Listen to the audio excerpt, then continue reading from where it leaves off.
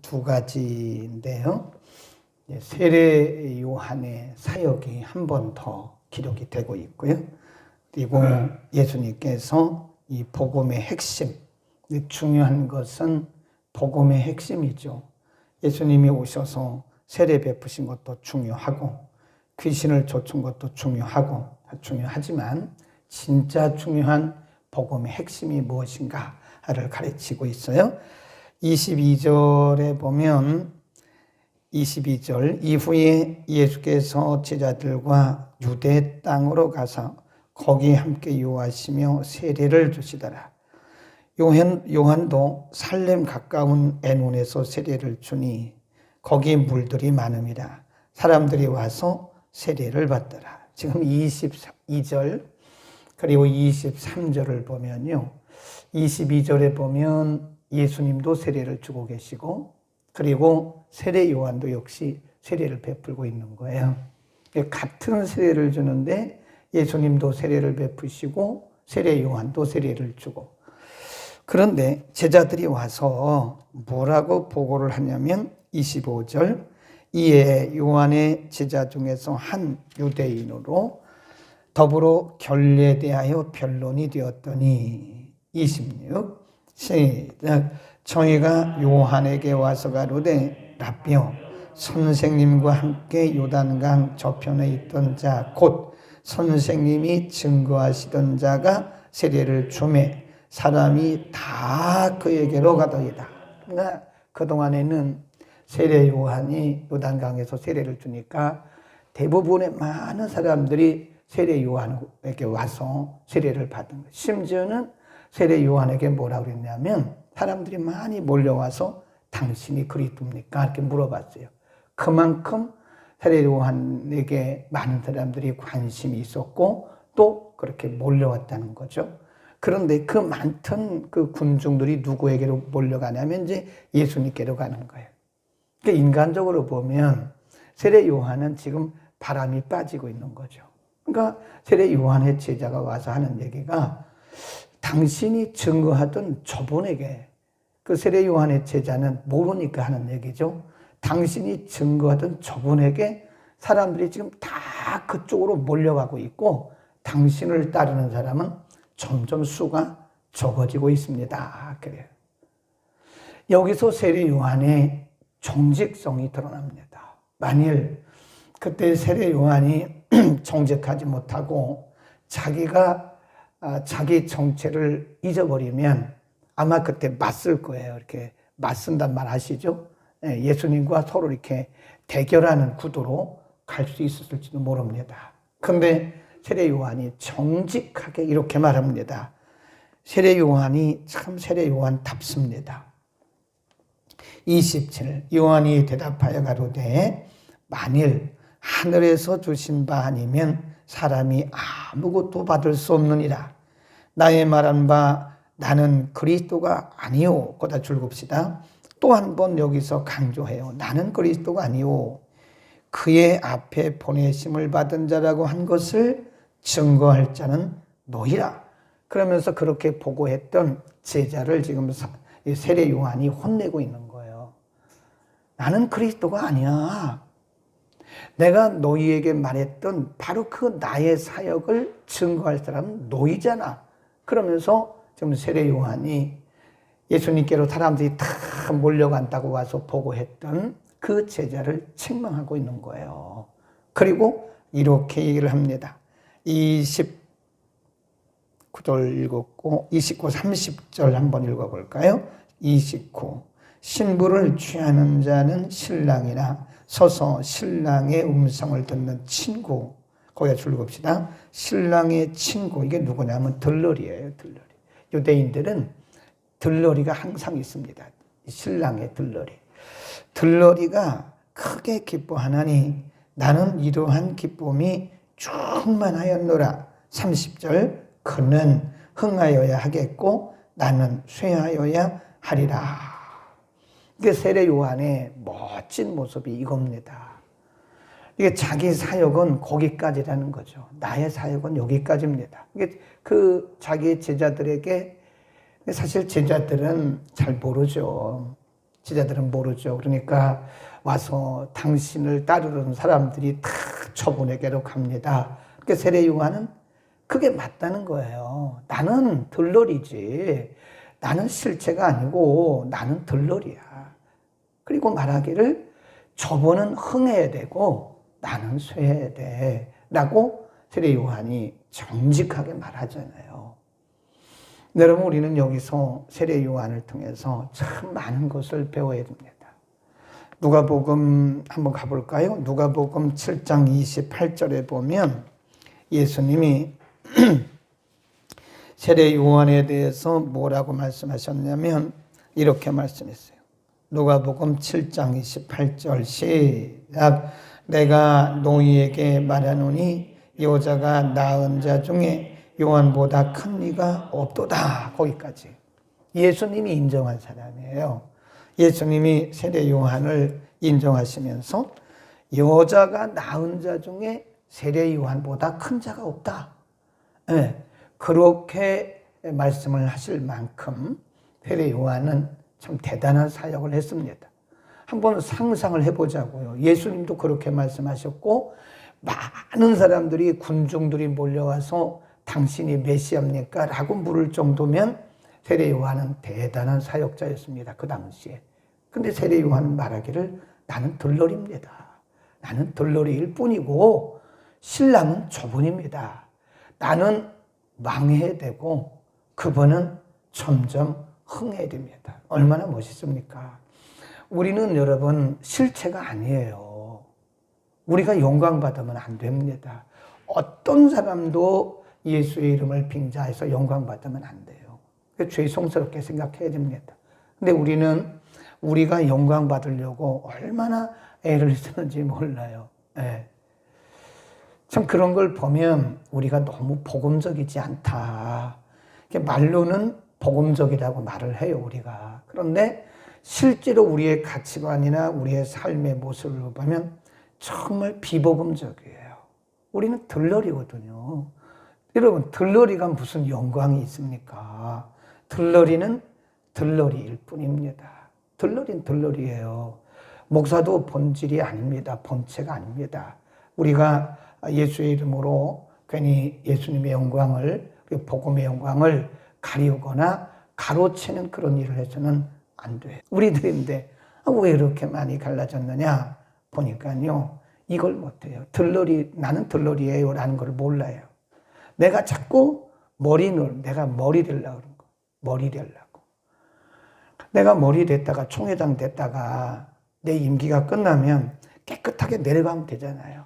그리고 우리가 보통 이제 정치인들이 100의 정군 한다 그러잖아요. 그 정치인들도 똑같아요. 100의 정군을 못해요. 자기가 꼭 머리 해야 돼요.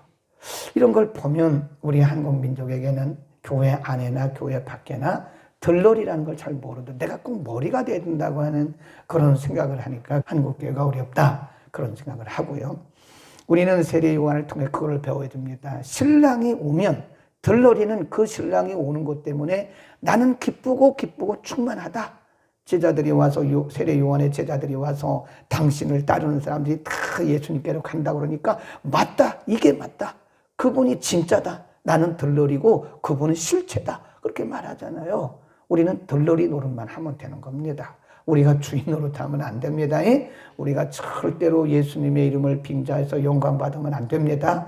예수님의 이름을 빙자해서 우리가 높아지면 안 돼요. 우리는 쇠해야 되고 자꾸 예수님만 드러나야 되는 겁니다. 아멘. 그 다음에 예수님이 복음의 핵심을 가르치세요. 거기 보면 31절로 이하에 쭉 가보면 위로부터 오시는 이는 만물 위에 계시고 땅에서 난 이는 땅에 속하여 땅에 속한 것을 말하느니라.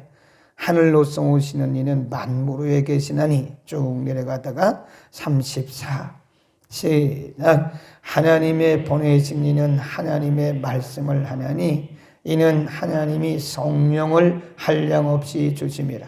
아버지께서 아들을 사랑하사 만물을 다 그 손에 주셨으니 36절 이게 복음의 핵심. 거기다 써놓으세요. 복음의 핵심.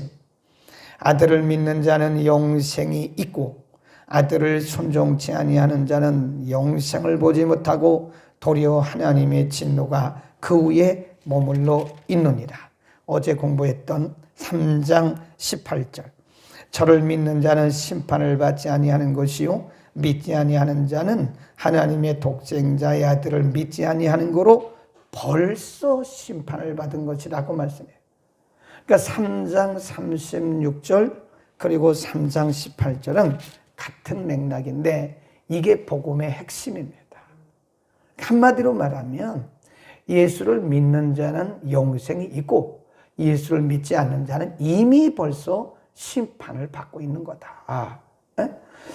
우리는 이제 요단강 건너가 만날이 이것만 생각하잖아요. 요단강 건너가. 그러니까 우리가 죽음 이후에 사후에 오는 영생만 얘기하는데 분명히 예수님 말씀하기를 현재적 영생도 말씀해요.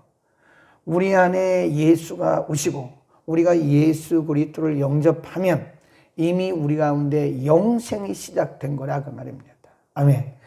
영생을 가진 사람들이 이 세상의 것들 때문에 그렇게 일이 일비해서 되겠습니까? 우리 안에 영생이 있죠. 예수를 영접한 자, 예수 그리스도를 믿고 영접한 자에게는 이게 현재 분사형이라고 그래요. 이미 시작이 된 거를 얘기합니다. 헬라어의 문법에서는요, 이미 시작돼서 계속 진행되는 것을 현재 분사형이라 그래요. 예수 그리스도를 영접하는 순간 우리 속에 영생의 씨앗이 떨어진 거예요. 우리 속에 영생이 시작이 된 거예요. 그러다가 우리의 생명이 끝나면 바로 이사가 가지고 바로 죽음의 문턱을 넘어 이사가 가지고 그 나라에서 영원토록 살아가는 것이다. 그러니까 이미 우리는 우리 안에 영생이 있다는 사실을 믿기를 바랍니다. 반대로 뒤집어서 말하면 반대편을 얘기하면 예수를 영접하지 않은 사람은 이미 벌써 심판 중에 있는 거예요. 이미 분명히 그렇잖아요. 3장 18절에 벌써 하나님의 심판이 그 위에 머물러 있는 거다 그랬습니다. 그러니까 여러분 우리가 예수님을 영접하고 예수님을 믿는 것이 이게 얼마나 소중한지 아십니까? 이건 윤리도덕이 아니에요. 우리가 예수를 믿고 뭐 착하게 살고 이런 건 두 번째 문제입니다. 그거는 우리의 삶의 문제지 실질적인 것은 우리가 영생을 얻느냐 못 얻느냐 이 문제예요. 이 복음의 핵심, 복음의 본질입니다. 그러니까 이 교회가 자꾸 이거 교회 애들이 말이에요. 수박 겉핥기식으로 윤리나 가르치고 도덕이나 가르치면 안 돼요. 더 중요한 것은 우리의 영생, 예수 그리스도를 믿는 순간에 우리가 영생이 시작되었다고 하는 우리는 영생의 자녀라는 사실을 자꾸 말을 해줘야 됩니다.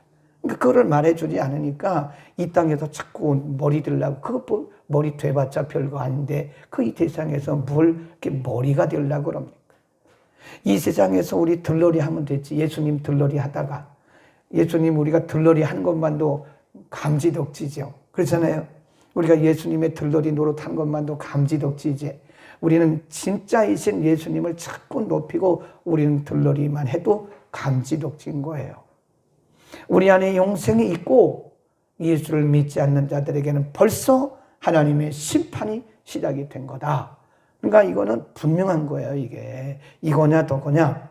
그러니까 복음의 핵심을 모르는 사람들이 자꾸 이상한 소리를 하는 거예요. 복음의 핵심을 모르는 사람들이 자꾸 뭐 다른 데도 구원이 있다 그러고 뭐 교회만 어디든지 나가면 된다고 그런 얘기하고 이단 나가면 되겠습니까? 이단 나가면 안 되죠. 복음의 핵심이 있느냐 없느냐 이 중요한 문제예요. 그러니까 우리가 우리 안에 예수 그리스도를 영접한 순간 영생이 이미 우리 가운데 임한 걸 믿기를 바랍니다. 요한복음 5장에 또 공부할 텐데 5장에도 가보면요. 현재 분사형이에요. 미래가 아니라니까요. 이미 예수님을 영접한 순간 우리 가운데 하나님의 나라가 영생이 우리 가운데 시작이 된 거예요. 그리고 우리 지금 영생을 맛보고 있는 거예요. 찬송가 493장 모릅니까? 영생을 맛보며 이 땅에서 영생을 맛봐야 된다니까요. 우리가 찬송을 하는데 의미를 모른다니 참 답답해요. 찬송은 그냥 입술로만 부르는 거지 의미를 알아야 된다. 우리 지금 영생을 맛보고 있는, 그러니 죽음이 두렵겠습니까? 뭐가 두렵겠어요? 우리 안에 영생 이미 시작이 된 건데, 그러니까 정말 예수를 제대로 믿고 복음의 핵심을 발견한 사람은 이 땅에 있는 것들 때문에 일희일비하지 않아요. 핵심, 복음의 핵심을 알고 우리 안에 이미 영생이 시작됐다는 사실을 믿고 영생을 누리는 사람은 이 땅에 있는 것들 때문에 아웅다웅하지 않습니다. 아웅다웅하지 않아요. 이 세상에 잠시 있다가 없어질 그런 것들 때문에 우리가 또 허튼 곳에 시간 버리고 물질 버리지 않는 거예요. 그러니까 좀 마음을 우리가 넓게, 이 믿음의 시각을 좀 넓게 여시기를 바랍니다. 우리 무슨 노릇 열심히 해야 됩니까? 들러리 노릇 열심히 합시다. 절대 우리 영광 받지 말자고요. 뭐 저도 한때는 영광 받으려고 하는, 높아지려고 하는 그런 욕심이 있었는데 가만히 생각해 보니까 정말 부질없는 짓이더라고요.